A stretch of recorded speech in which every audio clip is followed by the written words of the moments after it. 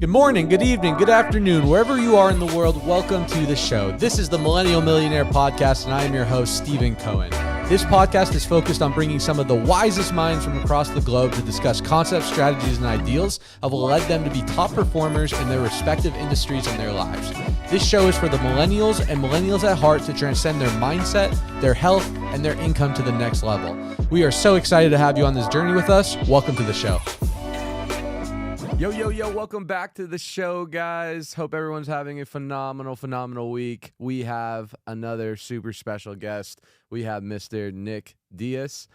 Nick is the man. He is a podcast owner, veteran minimum, producer of It Is What It Is, a Jiu-Jitsu practitioner, a sports betting enthusiastic, and just a super cool dude that I'm looking forward to connect with, man. Thanks for coming on the show. I love the intro. Thank you for having me, dude. Of course, dude. Of course. So we met in person about probably like 6-7 months ago, right? At like a mutual dinner, watching the UFC fights, I think through Michael and Broken.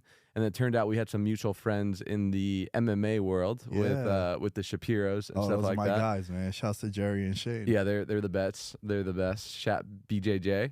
But Nick, for those that don't know who you are, tell a little background, man. Who you are, what you're about, and we'll hop into it. Shit, man. I don't know where to start. Born and raised New Yorker for 31 of the, I don't know when this is going out, but my birthday's in 2 weeks. So of the 33 years that I've been around. Yeah, dude, I've been creating content since 2015. Kind of got into the space, I would say, early. And yeah, dude, just been like hustling. And I think that's the best word I like to use to describe myself. I'm a hustler. And I know sometimes there's a negative like stigma to it. People associate it with like illegal shit when it comes to hustling. But for me, it's like, yeah, hustler is through and through. Yeah, man. And just like continuing to grow. I'm very persistent. I think that's my best and worst quality. Best because I don't mind how long things take. Worst because I've been single for a very long time and I could be very annoying when it comes to girls because of my persistence. So yeah, man, I kind of just, I'm doing everything that I've wanted to do. I'll put it to you this way. Yeah, dude. It seems like you got your hands in a lot of different things, and just following you and getting to know you a little bit more. Hustle, I think, is something that the world doesn't have enough of. I think too many people are entitled and they have a victim mentality and they're looking for handouts and other people to give them what they're looking for versus going to figure it out themselves. Do you feel like you were born that way? Was it a skill set that you accumulated over a period of time, or like what is hustle? How does someone create that if they don't have it? That's a great question. I would say I don't think I was born with it, but I think I was raised around it. So my environment, I just gravitated to it. Biggest and prime example is my pops. My dad is a immigrant from Greece. He moved to the U.S. in 1986, and he's been here since. The epitome of entrepreneur, self-employed coffee truck in New York City. I actually got this tattoo done recently, and it's paying homage to him. So my dad got the coffee truck. I don't know which camera is mine, but I'll just try to keep it. They'll cut it in. 49th and Park Avenue. My dad's been there since 1992 on that corner, man. Got a coffee truck, breakfast sandwiches, bagels, donuts, the whole nine. And I got that tattoo because it's kind of where I learned how to be a man. And I kind of learned that you ain't going to get shit unless you work for it. He told me something I'll never forget. He's like, nothing bad happens to people that work hard. And, you know, self-employed, dude, you don't work, you don't eat. And I've kind of adapted that mentality. And, you know, the shit we would have to do for $1, you know, like make people coffee. And our customers, for the most part, would be pretty consistent, right? Like, shit, I got a customer of mine that's coming to Vegas next week. He's known me since I was 11. Wow. You know, he's just coming to visit. And he's like, hey, man, I want to check out your studio. And I was like, yeah, dude, fuck yeah. Are you kidding me? So, like, my customers are dope that we have in the city. My dad's still there to this day. And it's the ultimate you don't work, you don't eat. You know, he could theoretically take off all of March and come visit me, stay in Vegas at my place. But then he's not going to make no money in that time, you know. And then maybe someone moves into that corner because they've seen that it hasn't been operated for so long. So like, to answer your original question, and I think it was a great question, because I think it's your environment, dude. I really do think that, because I wouldn't say I had strict parents growing up, but I laugh when I say this, like, man, they were my biggest critics and like super transparent. And I love that. And the people that I keep around me to this day, I need you to be like, hey, man, you were a piece of shit back there. I don't want you to make me feel better. I want you to tell me what's going to make me better. And that's always been my thing. And my mom, you know, my mom was really strict on me, but I literally talk to them every single day, my mom and my dad, either through text or FaceTime. Now I got this new puppy, so my mom wants to see the dog all the time. But my relationship with my parents, I think, has a lot to do with this whole like hustler mentality. And then also born and raised in New York, man, you don't realize that New York hustle until you leave. That's real, dude. I love what you said there. A few things we'll dissect. You said that being self-employed, you kill what you eat. So I think, and I'm in a similar industry, I'm in 100% commission sales. That's how I've cut my teeth in entrepreneurship. But I always tell people, I'm like, the best way that you can find out about yourself, about your perseverance, your consistency, your grit, what you're made of, is go into an opportunity that you have no safety net, whether it's sales, whether it's a small business, something where you have to bet on yourself, because most people, they get stuck in this quagmire of being told what their worth is from their employer because they feel like it's job security, their safety net, where the second you can go and bet on yourself and put yourself in a vulnerable situation where you're not guaranteed anything other than what you're willing to go out there and hunt and kill and work ethic, I think you find out more about yourself in that season of your life. And I think that will transcend into bigger and better things moving forward. Second thing that you talked about is open feedback. That's one thing that I feel like so many people in our generation are soft about, is not being open to constructive criticism and feedback. Most people, and even myself, I'm guilty of this, they surround themselves with people that make them feel better, and that cushion they cushion their insecurities, or they cushion their lack of productivity, or they cushion their lack of comfort, versus saying, hey dude, you need to get your shit together because I care about you and I love you. I think our generation specifically needs more than that. And if you can find a group of individuals that you have that open feedback loop with, where you can just check each other and make sure you're getting better, I think it's super, super powerful. Man, I couldn't agree with you more, dude. And it stems back to how I was raised and how I was brought up. My parents, I think it starts at home, right? No matter what it is, however you want to dissect that phrase right there, it starts at home, dude. Like when I was young and, you know, growing up in sports or in school, I would say like I was a career C+ student. Like I did just enough to not get my ass whooped by my parents, and just enough to like be a decent student, you know, and not get cut from the high school team because my grades weren't good. I never really pursued education. It wasn't something that I was like overly enthusiastic about.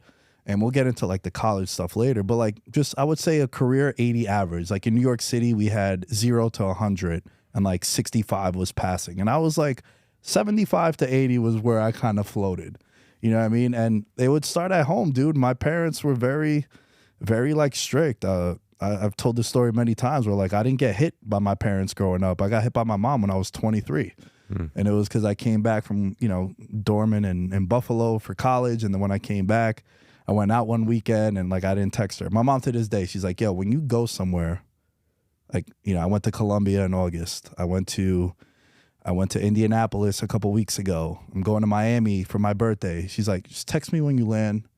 Text me in the mornings that you're safe. Yep. That's it, you know? My parents are the same way. Yeah, that's it. She doesn't want full details. You good? I'm good. Okay, that's all I want to know, right?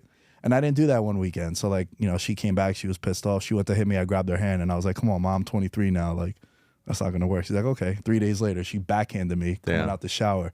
She was like, I could still fuck you up. I don't know if we could curse on here, but no, you're good, dude. Yeah, so, like, I didn't, like, get abused growing up with my parents. But what they did do was, like, they hit me where it hurts. Yo, no Xbox for a week. And I would beg for ass whoopings. I'd be like, yo, slap me. Let me get my Xbox so I can play with the boys. No football practice today. No soccer game this weekend.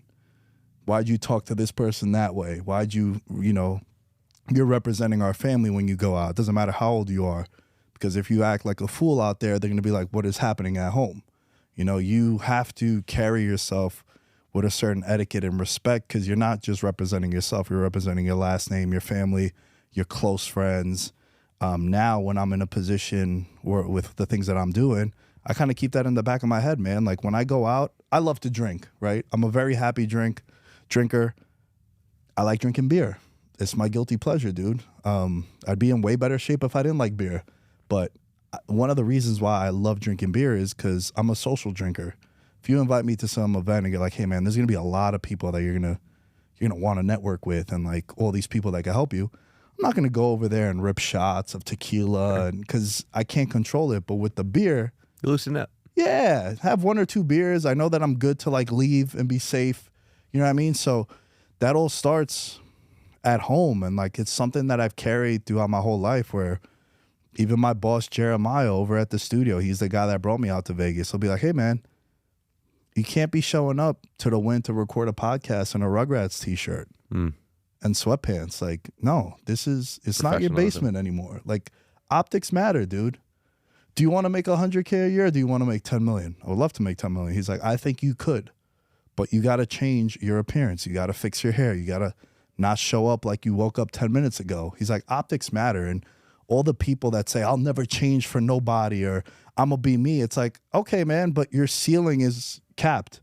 You have to play that game too. And it's not wrong. And I still talk the way I do on my show, but now I clean it up a little bit. My hair is gelled. My lips aren't chapped. I'm a little, I'm sitting up as opposed to being laid back. You know what I mean? So it's just certain things. And for me, it all started, I know I'm being long-winded here, but it all started back at home, man, and growing up with parents that would tell me like, hey, Miss Parker doesn't like you. Too bad. It's April and June. She won't be your teacher no more. Suck it up. It ain't going to be like that when you leave into the real world. And then I got the best group of friends in the world, man. I've had the same friends since I was like 8, 9 years old. We're still friends to this day.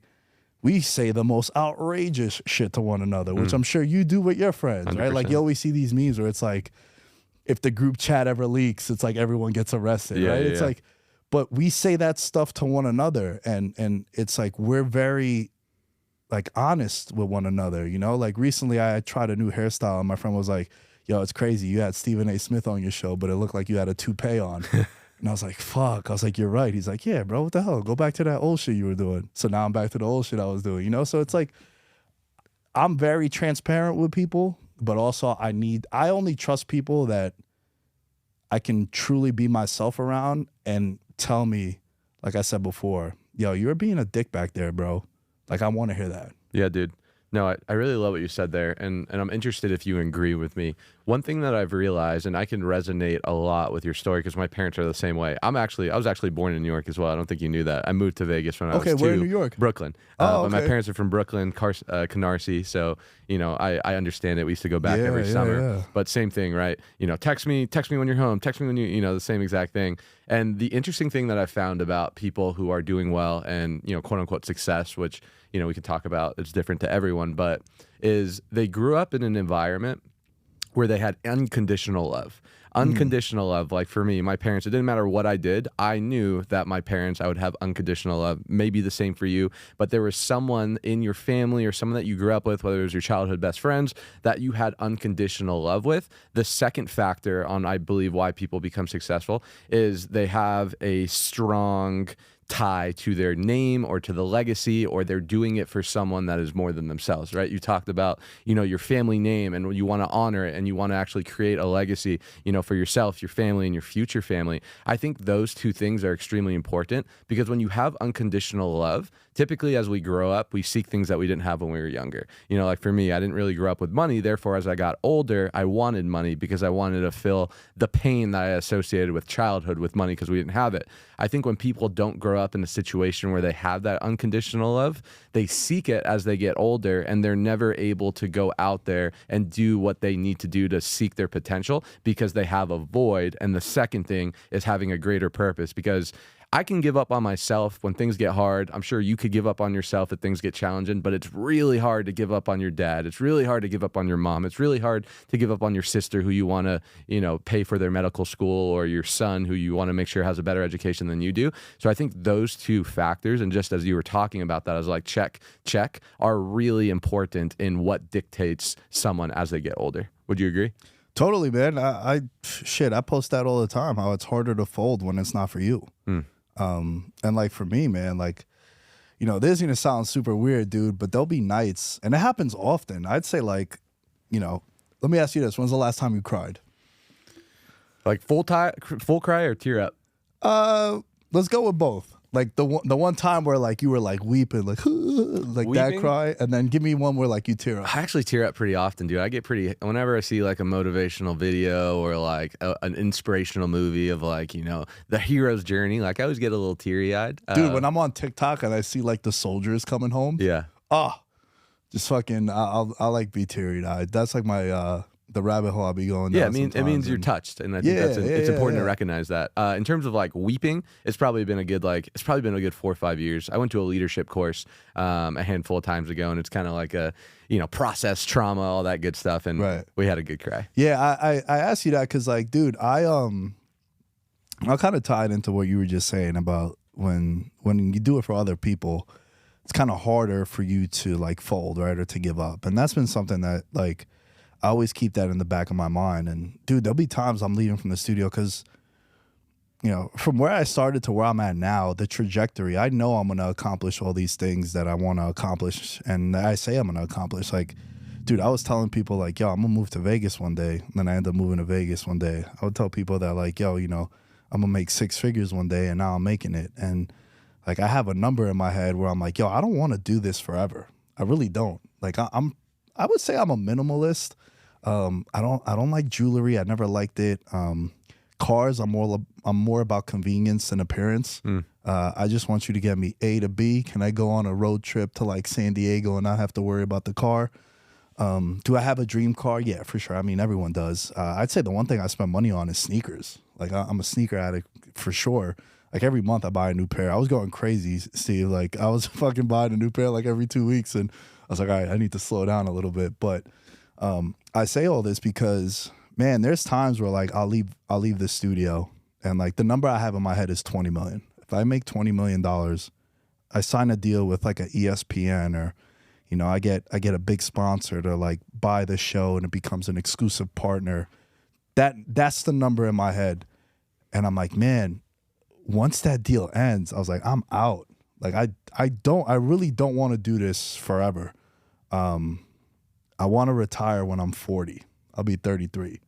And it's like, I don't think I'll retire at 40, but I want to be able to tell my accountant, like, hey, man, March 11th, 2031, God willing, I'm still around and everything's going well. If I wanted to just quit and just mac for the rest of the time, can I? I want him to just tell me yes. So that's like the thing that like I aspire to and like my motivation is. And to tie it all back to what you were saying, man, the reason why I bring all this stuff up is like, I'll be driving home sometimes, dude, like whether it's from jiu-jitsu or, just anything from the studio. And I'll start getting emotional. It's just like teary-eyed because I'm like, man, I can't wait to like go to my mom's job and tell her like, yo, you're not working no more. Or like go to my dad's coffee truck. And we've had this plan where like the day that happens, I'm going to come and work at the coffee truck because I said I'll never work there again.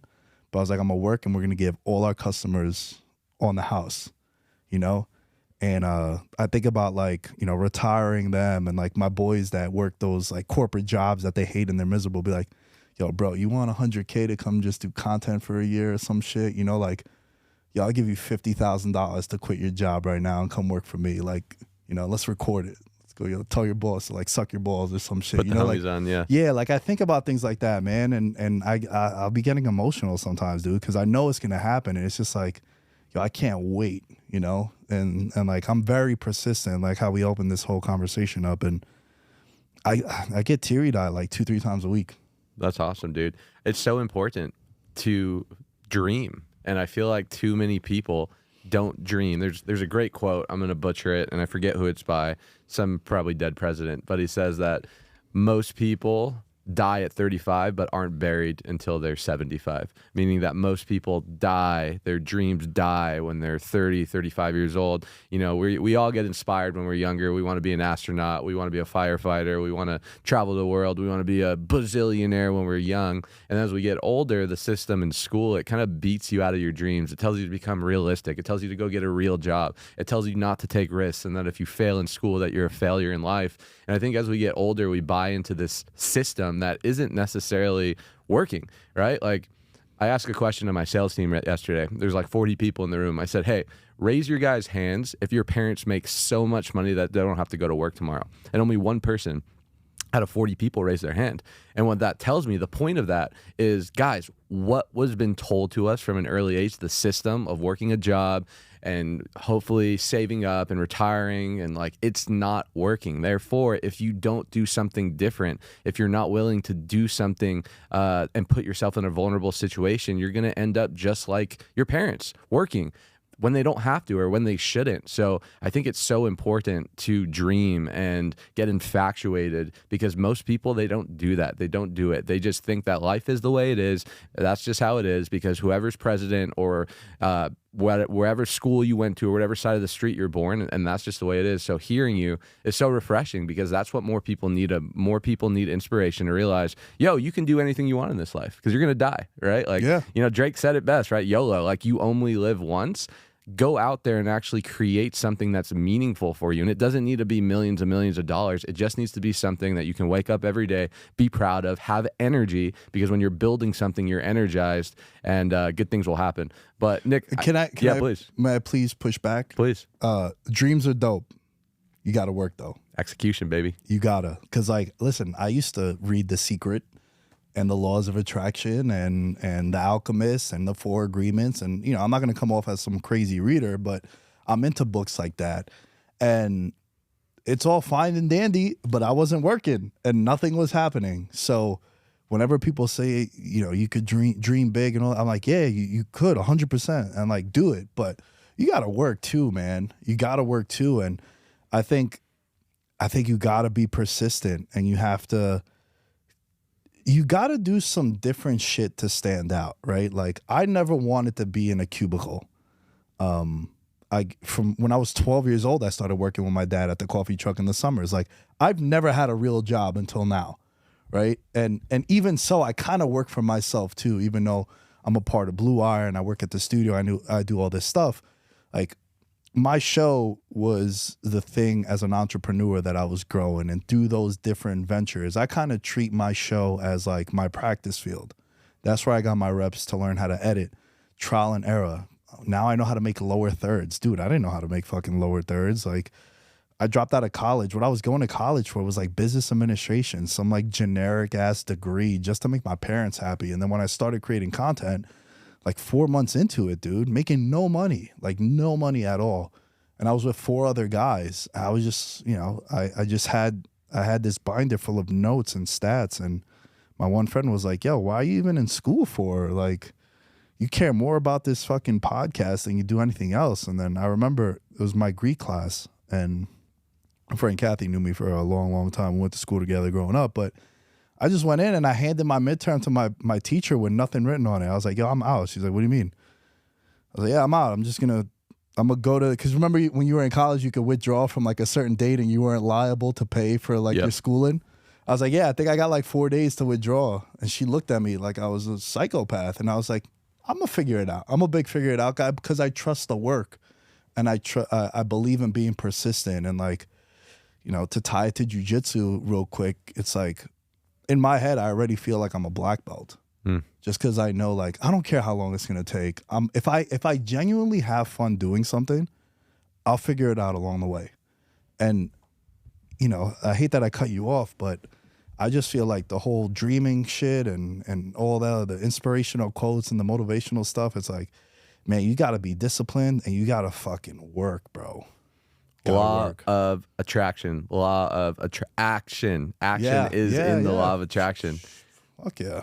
Yeah, no, 100%, dude. I want to talk a little bit about your podcast for sure, and how you got into social media and content, and what that journey did for you, because similar to you, right? I dropped out of college. I pursued direct sales as my avenue to kind of break against the mold and create that psychological unemployment for me. Like, I haven't clocked in 13 years, and I'm so grateful to say that, because my dream when I was younger, getting out of college, was I just want to make enough money where I don't have to clock in and clock out. I didn't really care about the number. I just wanted to work for myself, have time flexibility, location flexibility, and not have to call and ask people for time off. And I obviously accomplished that moving forward. But tell us through your journey of the podcast. Why did you get into content, how it exploded to what it is, and any tips you have for new content creators?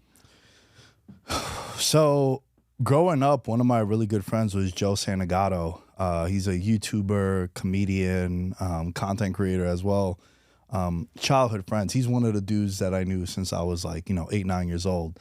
And he had started his like YouTube channel and all that. And one day he just asked like a couple of us that he knows, like I've always been the sports dude in my friend group. Even from a young age, I just gravitated to the betting aspect of it. I'm like, damn, man, it's crazy that they're putting this number up that a team has to win or lose by. Like, why? Why is that? Why? I mean, I know the Patriots are going to win, but why are they saying they have to win by more than 13? So like, what is it spread number? Yeah, looking at sports from that perspective, it's always been fascinating to me. And before we started recording, it was us two and the gentleman who's like producing the show behind the scenes, and we were kind of just talking about like, I feel like everyone has nerd qualities. He could be like super into cars or comic books or, like actual like books and reading or mathematics. Like to me, it was always numbers and statistics and like sports. Like that's the shit that I'll nerd out about. So he just came to us and he was like, hey man, I see like the direction of where content is going. I feel like we should get into the podcast space now. And then 3 other friends of ours, we kind of like started Veterans Minimum. And from day one, I kind of just was like, I never want to sell anyone short, but anyone that's followed the journey could tell, like, I was the most active on social. I was not afraid to try new shit. Dude, I got braces when I was 27. Exactly. Tough. Pretty rough. You got to get it when you're 17, not 27. Yeah. So, like, I was super insecure about my teeth. I had baby teeth still. I had a gap. And what I did was I was like, man, I feel like I'm going to be in front of a camera one day. I kind of want to not be insecure, Like, I want to be a little bit more happy and, not hide behind something. So I got that done. And I was just always putting myself out there, man. And to this day, dude, I don't care about the numbers. I post and I go. Like, I know the shit is good. I can't figure out the algorithms. They change every week. I'm sure you know this. You're like, oh, now I got to put captions in my videos. And then they're like, oh, no, you can't put captions. You need to just put one steady caption. It's always ever changed. So I'm like, I always believed in my main rule from day one. And if anyone takes anything away from this show, it's this. If you genuinely, and it sounds super corny, if you genuinely enjoy what you're doing, I promise you, if you dedicate enough time to it, you'll be able to monetize it and make a career out of it. And that's always been my rule. I've just always wanted to be like, yo, I create content full time, whether it's in front of the camera, behind the camera, directing, whatever it might be, producing, editing, all that stuff that a content creator does. That's what I want to do, and the flexibility that it allows me. So, we start Veterans Minimum around 2015. A year later, I start my own podcast, a sports betting podcast called Degeneration Bets. You're a wrestling guy, Degeneration X. Yep. It's kind of a play on words, degenerate. And that sort of started picking up its own steam. And I was doing that with my buddy Impy. And so I was doing Veterans Minimum and I was doing the sports betting show, 2 episodes a week. And I would drive from Long Island, where my parents lived, Glen Cove, when I was living with them, to Astoria, my hometown, and record those shows at my buddy Joe's apartment. And I was doing that 4 days a week, commuting back and forth, about 2 hours round trip. I'd say maybe like 90 minutes round trip. And dude, making no money at all. And despite like the following that Joe had, and he was like up here when we started, right? And we were like down here. So he was like bringing us up. He told me something that I always remember to this day, man. And I feel like it's something you could tell people too, because I'm sure you probably have people like your friends that ask you about content creating. It's like, hey, man, I could give you a look. I could shout you out. I could repost you, but I can't make them stay. And that was always like, man, I want people to fuck with me for me, not because of my affiliations to people. And through weathering the storm and just being persistent, again, persistence and consistency, the two key words in this whole pod, you're able to build an audience and people start gravitating to you. And then around like 2018, I was going through some shit, deep shit. Like, you know, I was going to be a cop, Nassau County police officer. I did all the testing and I had like 1 foot in, 1 foot out on the podcast. And, you know, financially, my family wasn't doing that well. Our business had like plummeted like 80% down because of construction going on in the corner. So we had to move locations like up the block. And, you know, people are creatures of habit. We're not a Starbucks. We're not a McDonald's. So when they don't see you on the corner, they just go about their day. You know, they're not going to go a block out the way. Sure. So where you're making $100K a year, say, hypothetically, now you're making 35. Yeah. You can imagine how your life changes. It's drastic. And, you know, I was not in the best place. Got pretty depressed, comparing myself to others too. And I had braces at the time, so I felt like super insecure. I got fat. Definitely wanted to like kill myself at some points in 2018, like easily the #1 draft pick for worst year of my life, 2018. And then that spiraled into like the business and the show where like, you know, I was so enthusiastic and all in on the pod and then I wasn't. And it was very noticeable to the audience, to my friends, my coworkers too. One thing I did learn is like, for as cool as it might sound, man, I'm very hesitant to go in business with my friends now because of that. And I'll be the first to tell you, man, I'm very self-aware and honest. I was not the best person to be dealing with then, but I had all these extra things going on around me that it spilled into like my personal and my business. And, you know, some people say don't mix business with personal, but you can't not my mix business is personal. You know what I mean? So I was going to get kicked off the show at one point. They all had like an agreement. And then I just came out and told them like, yo, this is why I'm like this. And, you know, we kind of hashed it out. And then a couple months later, everyone kind of went their separate ways because Joe wanted to elevate his brand to another level. And he has like, dude, now he's selling out tours, doing like live podcasts with another friend of ours. So he's like elevated. My other friend was just like, hey, man, I don't want to do this no more. That's another rule of mine. Like, yo, the door's right there, dude. This isn't a hostage thing. Like, if you want to be down, cool. This is what's expected. This is what's required. But if you don't want to do it, just give me a heads up. Don't completely abandon me. And that's what he did. He's like, yo, at the end of this, you know, at the end of these 2 months, I'm not going to do this no more. Our other friend, he started his own like fantasy football thing with his brothers. He wanted to do that. And then my one friend was like, yo, I want to be down, but I got promoted at my real job.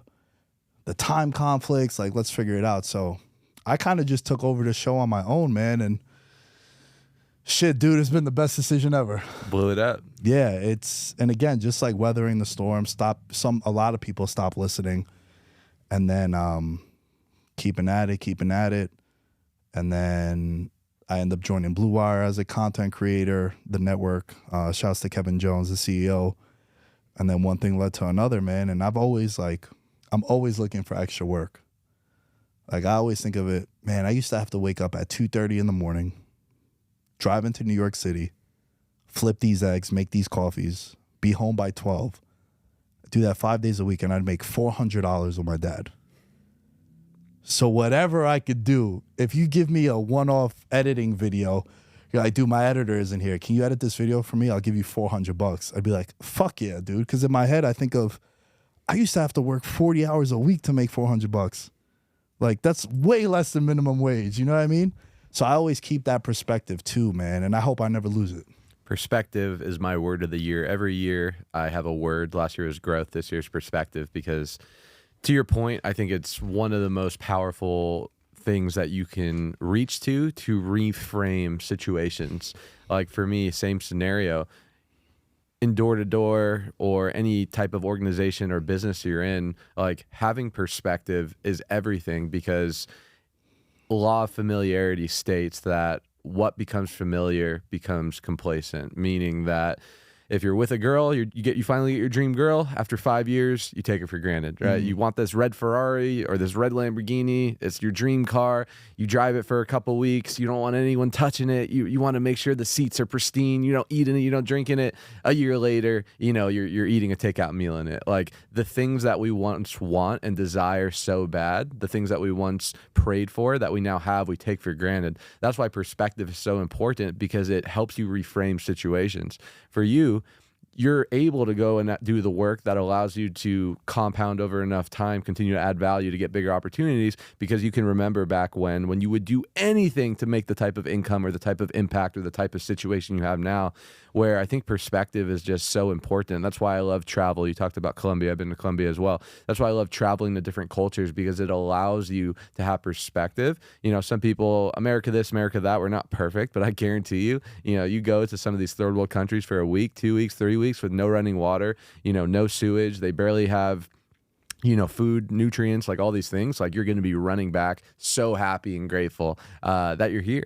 And I don't think people leverage perspective enough in any type of situation, because the old adage says, if everyone threw all their problems in a pot, you'd be the first one to grab yours as soon as you can. Hell yeah, man. And perspective, I love that you mentioned that, because I couldn't agree with you more. I started working with Cameron and Mace on their show. And, they started back in September. And I was on the phone with my mom, and I was like, dude, I'm going to make from September to the new year, I'm going to make more money than I did the last year and a half combined. But I'm going to have to do X, Y, Z extra. And, I won't be able to wake up at 6:30 in the morning anymore. I got to wake up at 8:30, and, I can't train twice a day with the jiu-jitsu. I got to train once, and it could only be in the mornings. And, going back to what I was telling you before about like how I need to hear these things. My mom was like, so you're going to make in a week what I make in a month. My mom's a teacher too. You're going to make in a week where your dad makes in 2 weeks. You're going to do it in your boxers at home. The fuck's wrong with you? You used to do this for free when 12 people were listening and watching. Now you're going to do this for the hottest sports show going right now? It's like, come on, dude. And I was like, yo, that's all I needed to hear. Yeah. Perspective and having, your parents are always going to talk shit to your face. Like, that's the coolest thing about your parents. You'll never need to hear like, oh, your mom said this. It's like, no, yeah, my mom tells me that all the time. Yeah. Right. So yeah, perspective, man, it's true. You really need those people. And I feel super, super grateful that I have those people. No, 100%, man. What advice do you have? Because I want to go back to this, because I think what you said is so important. Finding something that you genuinely enjoy and love to do and figuring out a way to monetize it. I think in the 21st century, if you're not doing something that you care about and you're forced to do something that you don't care about, it's your fault, because the resources are there, the information's there, the leverage is there, the technology is there, the social media is there. Like, I'm pretty sure you can make a show about anything. You can make a show about your favorite cereal. And if you put in enough content, you have enough creativity, you truly actually enjoy what you're doing over enough period of time, you'll figure out a way to make money from it, whether it's a sponsor or whatever, right? There's something powerful about someone that has pure intentions and passion and genuinely emotional attachment to their cause. There's just ways that will come that are outside of your control that will help produce. Do you have any tips, tricks, advice for people that maybe are working a job that they're not fulfilled in? Maybe they're sick and tired of being sick and tired in their financial situation. They're not happy with what they're doing, and they're trying to figure out a way out. Yeah, man. I mean, my advice would be, I've made it very clear to everyone that I work with. And I had a conversation with Mace. Him and I were on the same flight from Atlanta to Indianapolis for All-Star Weekend. And we were walking through the airport together, and he's like, dude, I didn't really know about your podcast and you as a creator. I thought you were just kind of behind the scenes. And I was like, yeah, man, I've been doing it like 8.5 years, dude. He's like, really? He's like, yeah, the Cameron and some of his team were like telling Mace about like me. He's like, if you get big enough, you won't be able to edit for us anymore, Nick. And I was like, yeah. That's the goal. That's the plan, dude. I was like, I want to do what you're doing, where you guys show up an hour before you record for an hour and a half, and then that's it. I was like, the moment my show gets to a point where I have that big sponsor that gives that money, I'm not pressing no buttons. I'm not editing nothing. I'll pay someone to do it for me. Delegate. You said perspective was a word that you added. Me in 2023, that was the big one for me. You know, I can't be the social media manager, the producer, the editor, the director, the stat collector, all this shit, the guest booker for my show. I need to hire a clip maker. And shout out to Dom and Alex. They started interning with me way back when they were in college, and now they've been riding with me since for like 5 years now, dude. And they understand the vision, they understand the goal. And I got these sponsors for the NFL season, and all I did, bro, was I didn't pocket none of that money. I just gave it to them. I was like, look, you guys have been doing this for free all this time. Dom, instead of 3 clips an episode, can I get 6? But here's X amount of dollars a month. Cool, it gives you incentive now. And I told them, I was like, look, this is only going to be a 6-month thing because these are what the sponsors are for. They're for 6 months. And, you know, I was making like a couple $1,000s a month, man, off all these different sponsors, and pocketed no money. Thumbnail maker, social clip maker, social media manager. Like, bro, you got to post on Facebook, LinkedIn, Snapchat, TikTok, YouTube Reels, Instagram Reels, you know? So it's like delegating, because I have a nice balance now, dude. Like, literally everything I do is because I genuinely love and enjoy doing it. I train in the mornings, either jiu-jitsu or I lift. In the afternoons, I'm at the studio. At night, I'll edit, I'll play some FIFA.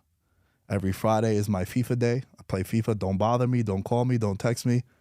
Those 4 or 5 hours, I'm like a 14-year-old boy back in high school playing Xbox.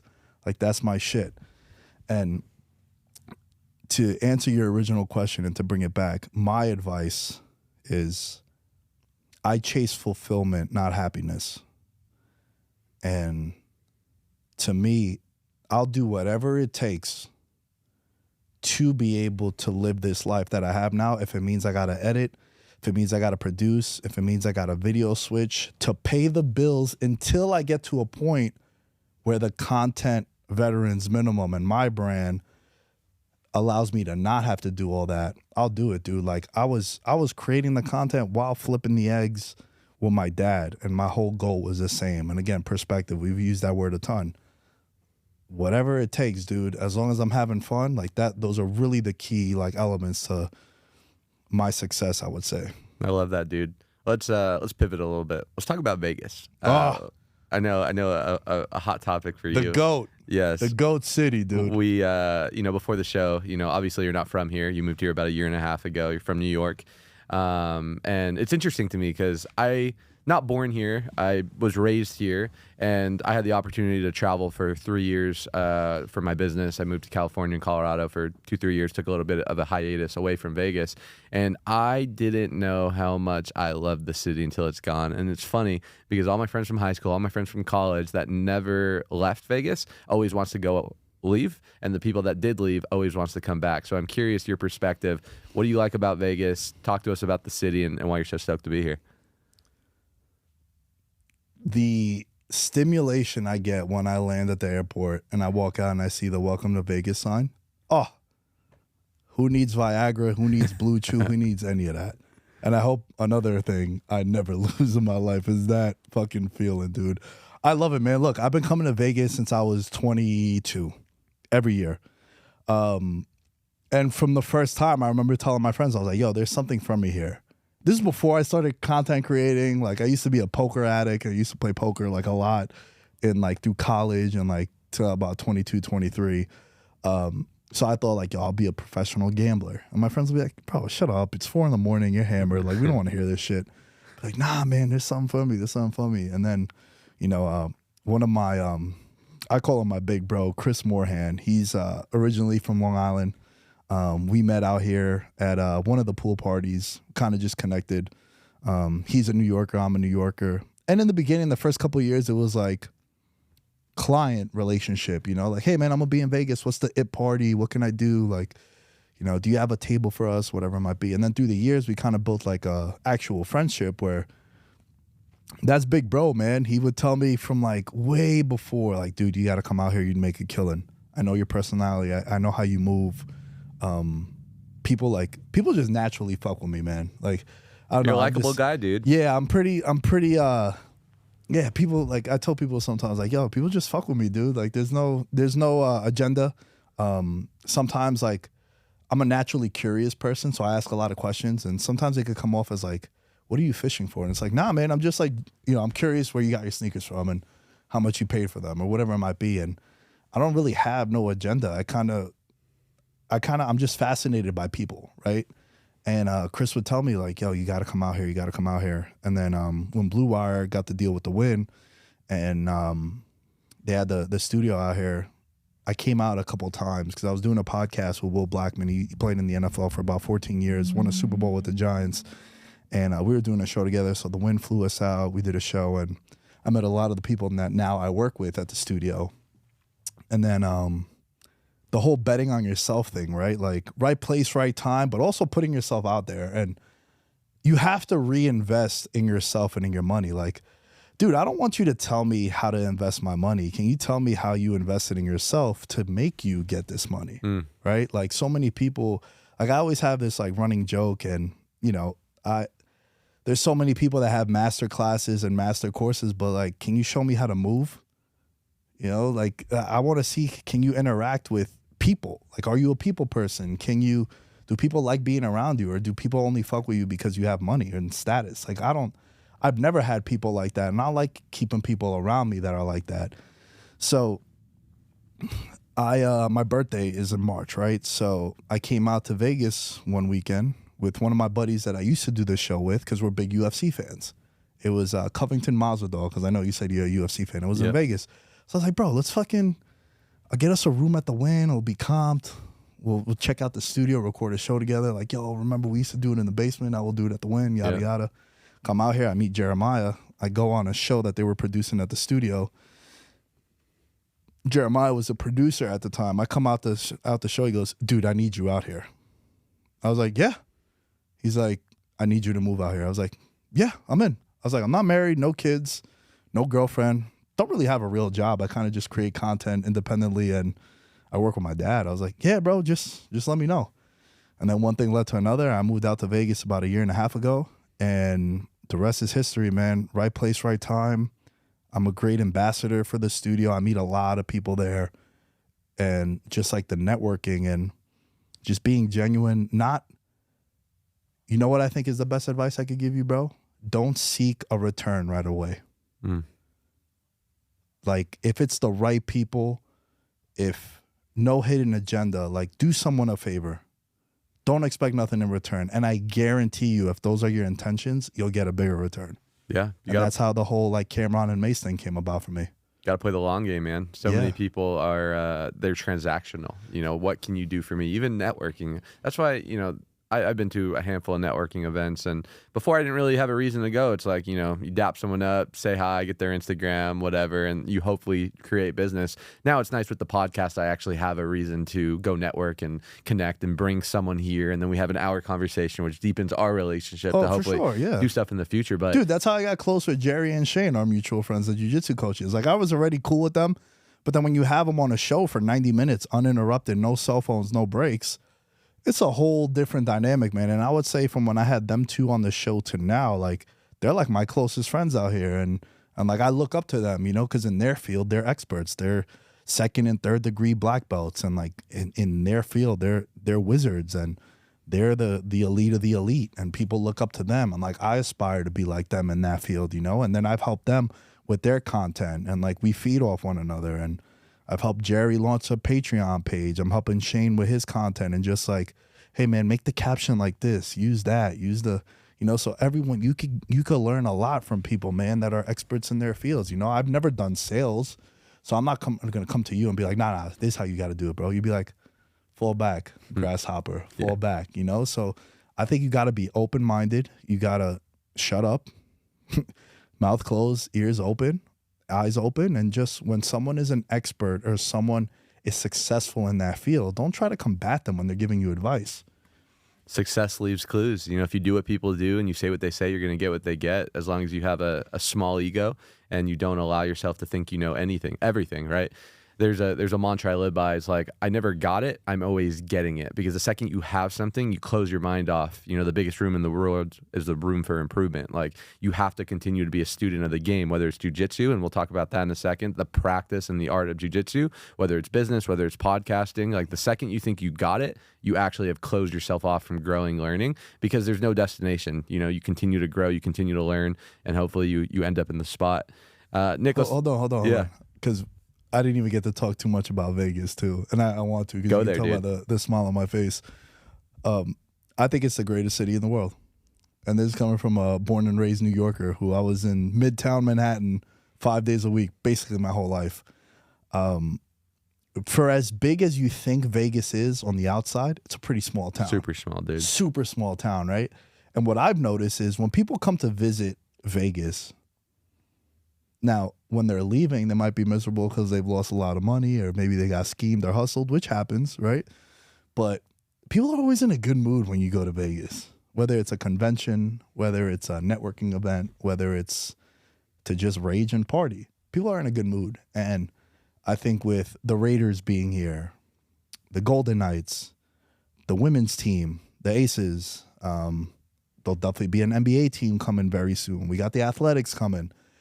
It's becoming a sports city fast, dude. Formula One was here, super successful. UFC's headquarters is here. UFC, like, I mean, it's the fight capital of the world, right? Like, all the major fights are here. And then you got the Super Bowl was just here. Wild success, right? Like, I think the Super Bowl should be here every 3 years.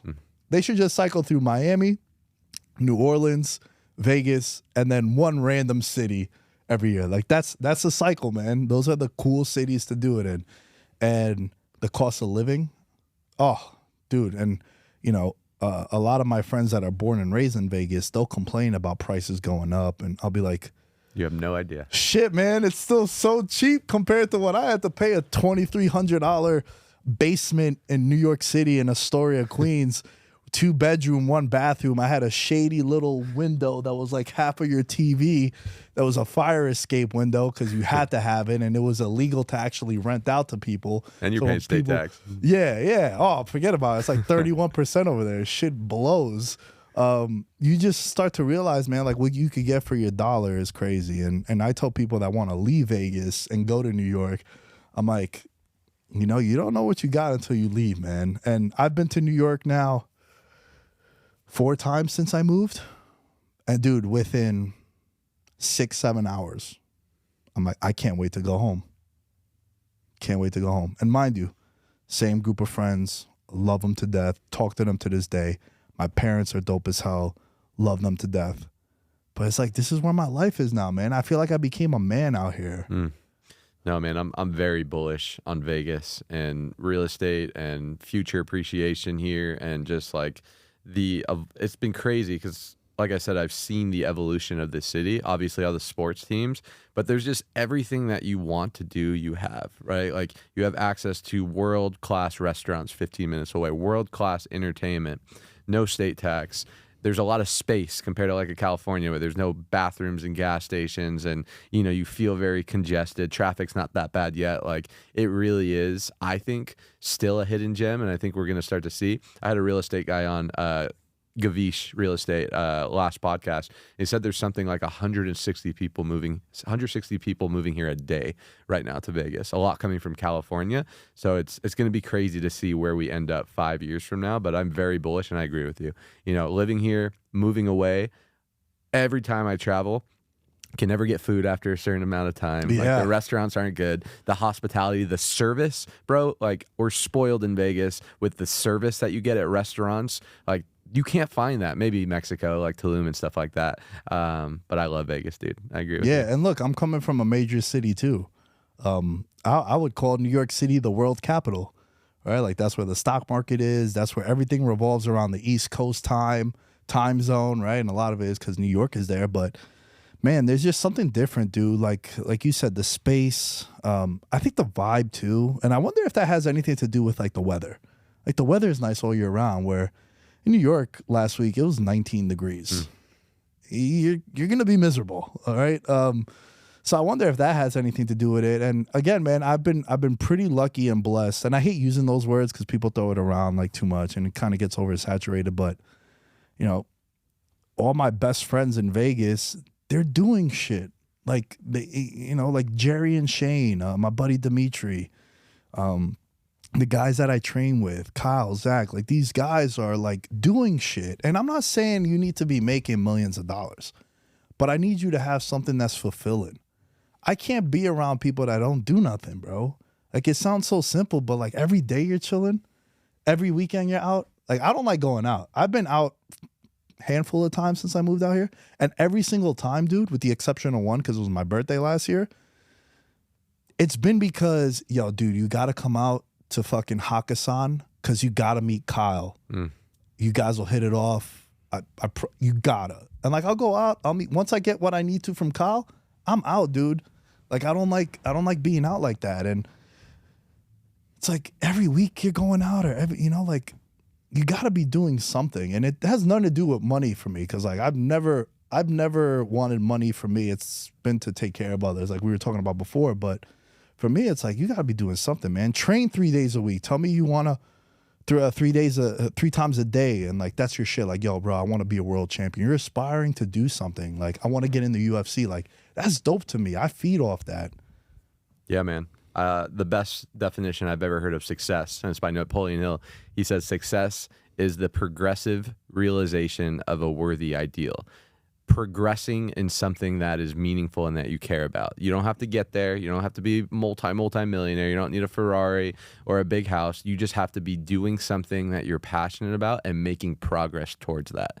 By definition, you're successful. And I agree. I think if you're not moving towards anything, if you have nothing to look forward to in terms of progress in your life that is fulfilling, that's when you're the most unhappiest. That's when you're the most depressed. That's when you're the saddest. That's when you're the most anxious, because we're designed, I think, as creatures to evolve and to progress and adapt. And if you're not doing that, I think you're going against your biological nature. Yeah, man. And I also feel like I aspire like some of my peers, man, and some of my friends. And again, it doesn't need to always be money, but I'll give you a quick story. One of my buddies was here a couple weeks ago. We were hanging out, came by the studio, we're chilling.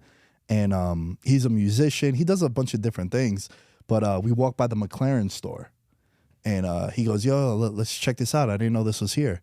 And we're in there and like, he's looking at the cars and then he turns to me and he goes, yo, I think I might get this one. I've been debating about this or like, you know, a Lambo. And I was just like, look at you. I see. I was like, where the fuck did this come from? And like trolling. This is how I am too. Like if I really fuck with you and I love you, I'm gonna troll you. I'll be like, yeah, you could buy a McLaren, but you can't donate to the Patreon. You fuck. You know what I mean? Like shit like that. I'll be like, when the fuck did this happen? You know. But I say it in a joking way. But the people that know me, it's not condescending. It's like, man, that makes me feel so good inside. Cause like I see the journey that he's been on, and it's. You know, sometimes they talk about it with athletes, right? When an athlete comes from a neighborhood that is known for like just being a bad neighborhood, right? Like it's in the ghettos, it's in the slums, maybe a UFC fighter is from the favelas in Brazil and they become the world champion. And then they go back to where they, you know, grew up at. The younger generation sees it or their peers see it and be like, man, that's doable. Cause he was here, right? Like your environment.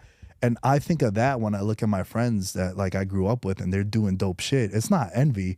It's like I like to think of it as like a fulfilled jealousy, right? Like, man, I'm so happy for you, bro. I can't wait till we're both there.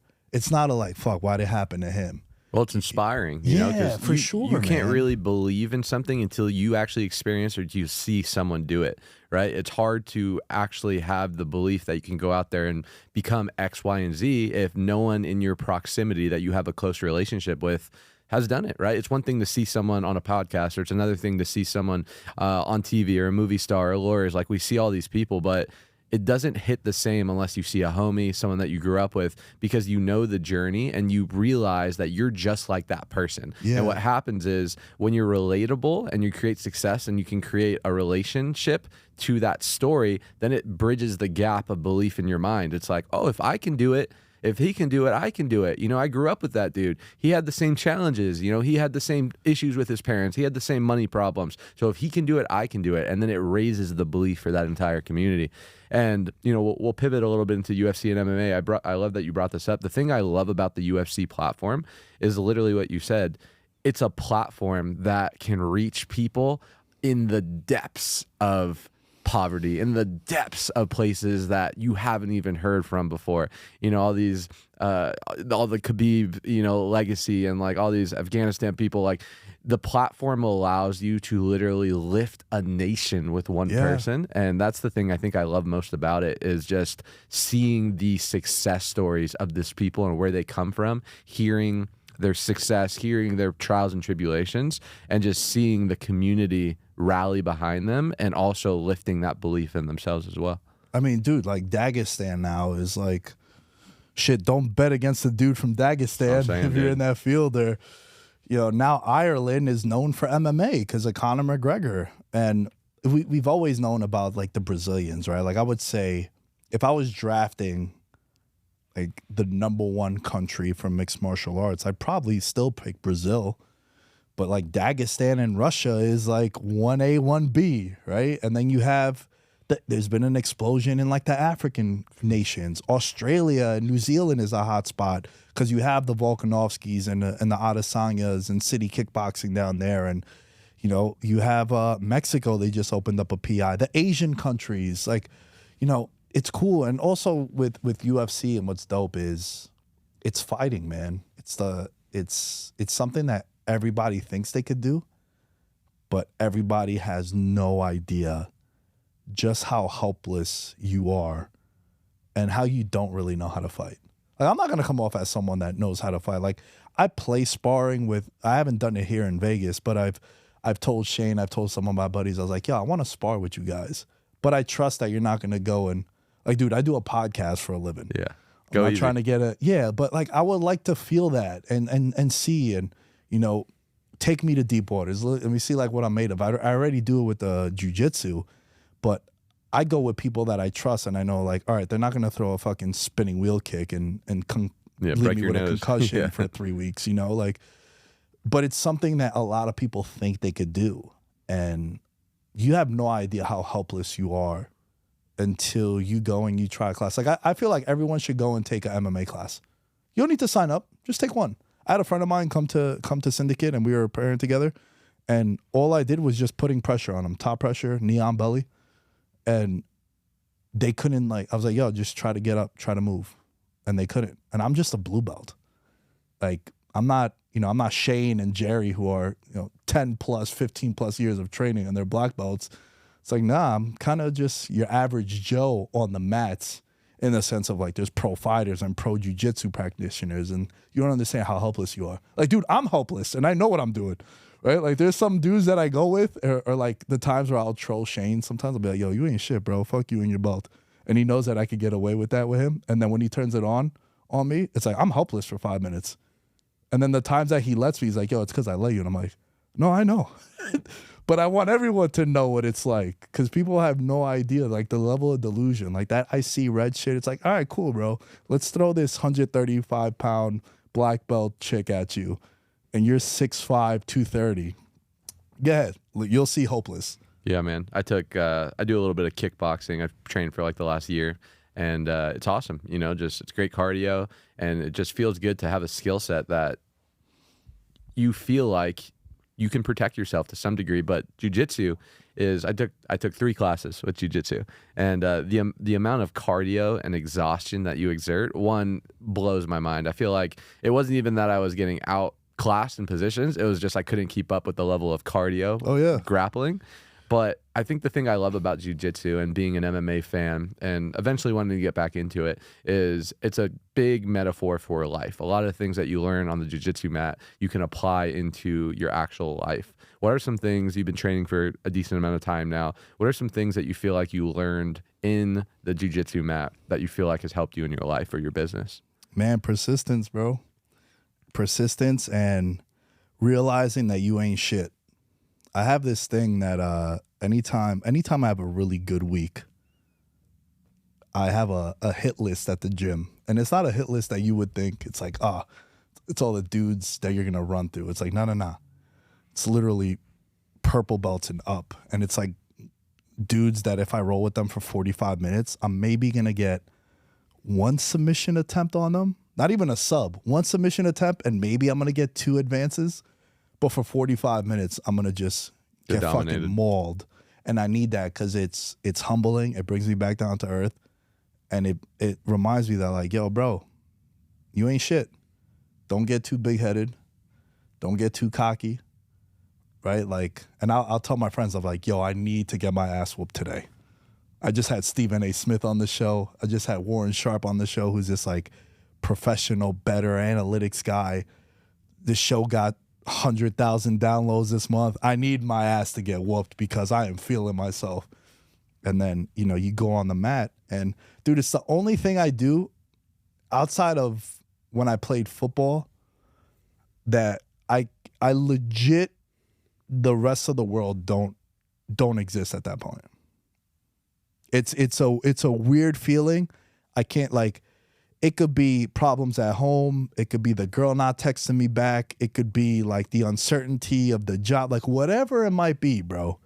When I'm on the mats, how it helps me in like my day-to-day life is like that 45 to 90 minutes ain't shit matter.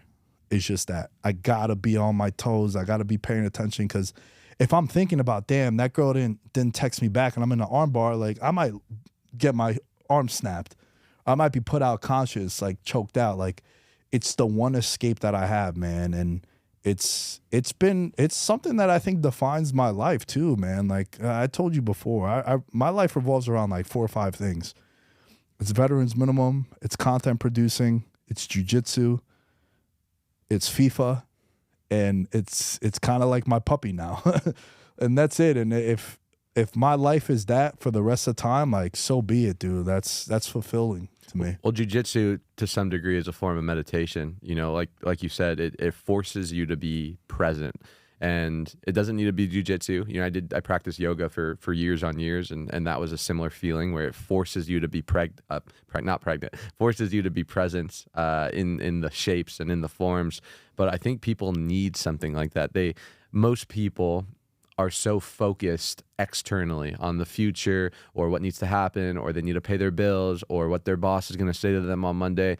We're conditioned to be so focused in the future, or we're reflecting on the past too much. There's not many outlets for us to be truly present, especially with smartphones and all the stimuluses and all the dopamine releases. We're literally conditioned not to be present. And the next generation of kids they have an uphill battle for sure with everything going on. Well, it's also community too, right? Like you're a part of a community where, like, you know, and credit to Shane and Jerry over at Syndicate, Chaperos, BJJ, how they've built a community where, you know, the white belts are with the black belts, and like, you know, the group of friends that I have, I'm easily the worst one in jiu-jitsu out of all of them.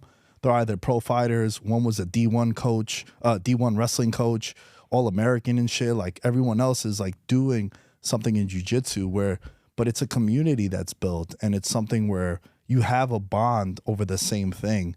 And then naturally from there, you start realizing like, oh shit, we all got the same interests. Like, yo, let's get food, let's get coffee, and then you kind of have a brotherhood in a community that, like, you know, when guys come and visit the gym and, like, you know, maybe they go a little too rough on someone, we're like, yo, we got your back. We'll roll with them, and we'll, you know, we green light them, it's called in the gym. And it's like, man, we ain't going to have that. Like, nah, we could fuck you up. If you come to our gym and you're our friend, like, we can mess with you. But if the guy visiting comes and, like, spins the block on you on the mat, like, nah, we're going to take offense to that, bro. So there's a community. There's people have your back. People look for your best interests, you know. Like, they'll tell you, like, hey, man, don't roll that way because you're going to blow out your knee. Be careful. You know, like you're basically giving your body to someone and you're trusting them to not hurt you. You know, that's what I think like the fist bump origin is from. It's like, hey, man, we're going to roll now, but you're going to be safe with me. I roll with the same people all the time because I don't want to get hurt, bro. Like, I'm not doing it to compete. I do it not to get fat. And like, I just love being out there, and it's discipline. It's a part of my life that keeps me regimented. And it's also something important where, like, I don't like going with random people because I went with someone random one time and then I got 4 stitches underneath my eye because we clashed heads. And it was someone that I maybe went twice in the year that I was there with, you know, and it's like controlled chaos. Like I know I'm safe with people, and that's the thing about like jiu-jitsu or anything, dude. Like what you were saying before about the camaraderie and having something that you could go to. It's building a community. It could be if you're a Twitch streamer, right? You build a community. You're building a community with your podcast, and then people are gonna meet each other and be like, oh, yo, I listened to that show. And there's like just a natural bond. And that's what I think jiu-jitsu is, or any sport or any activity that you have to actually go somewhere and do it. No, 100%, dude. I love that.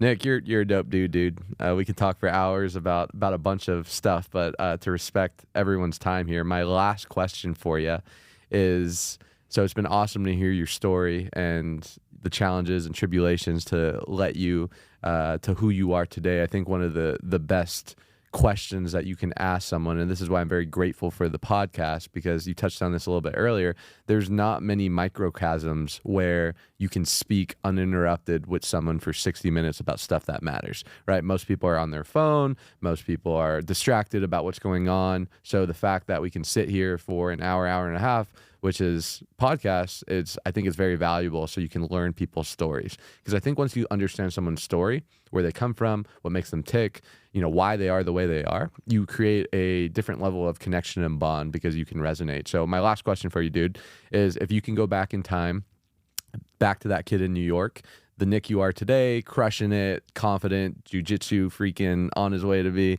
you know, black belt in the future, awesome podcast. Like if this Nick today could give that old Nick advice, what would that advice be? Not everyone's going to be around, bro, and you'll be fine. That's really it. Not everyone's going to be around. Not everyone's going to understand it, and they don't need to. Line from a Kid Cudi song. Legit changed my life. Because I thought about it with my parents. I thought about it with my friends. It's the end to the song called Ghost. He goes, I hope they understand that I really understand that they don't understand. And dude, like that shit, it kind of saved my life in the sense of like content creating. And two quick stories before we go. My one friend, Dominic, and this is going back to what I was telling you before about like having the right people in your life and people that are transparent with you and people that genuinely care. When the breakup happened with my show with all the other guys, he came to me and he goes, dude, why are you doing this show anymore? You don't have Joe.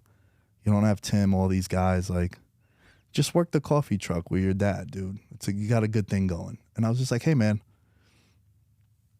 am I bothering you? Like me doing this show, am I taking away from your time? He's like, no. I was like, just let me be. It's a big problem I think a lot of people have. It's like, we want everyone to be doing certain things that we want them to do. It's like, just let them be, right? That same dude, when I moved to Vegas on his own accord, zelled me a significant amount of money to help me with my move. On his own. Didn't ask him. He was just like, yo, I know you're going out there to better yourself and it's for your career. And I kind of told him like, yo, bro, you know, moving out there, I won't have money for like the first 90 days because the invoice, like just a bunch of like shit. And he just on his own, he's like, yo, I know you're going out there for a good thing. And like that same guy that criticized me helped me. And then my friend Ty, who now is like a mentor to me, he was just like, yo, don't quit doing your show. He's older than me. He's probably 38 now. So at the time he was maybe 33. I was 28. He's like, when you turn 33, you'll regret not doing this. He's like, take it from me. And I didn't even meet him then, bro. Through a mutual friend, he called me. I'd never met him. And I think about that all the time. Those are the dudes that are going to get Rolexes and Red Octobers when the time comes. I love it, dude. I love it. Nick, thank you so much, man. Where can viewers tune into your content, Veterans Minimum, or just connect with you? At Veterans Minimum on all social media outlets, and at Nick Diaz 10 as you can find me, man. I'm very active on there. I kind of respond to everybody. I might not respond to you immediately, but you know, I see everything. I think people that say they don't, they're just trying to stroke their ego. But people like getting attention, so they should reply to you, and I'll definitely do that. Reach out, guys. Thank you guys so much. Appreciate you guys tuning in. We'll talk to you on the next episode. Peace.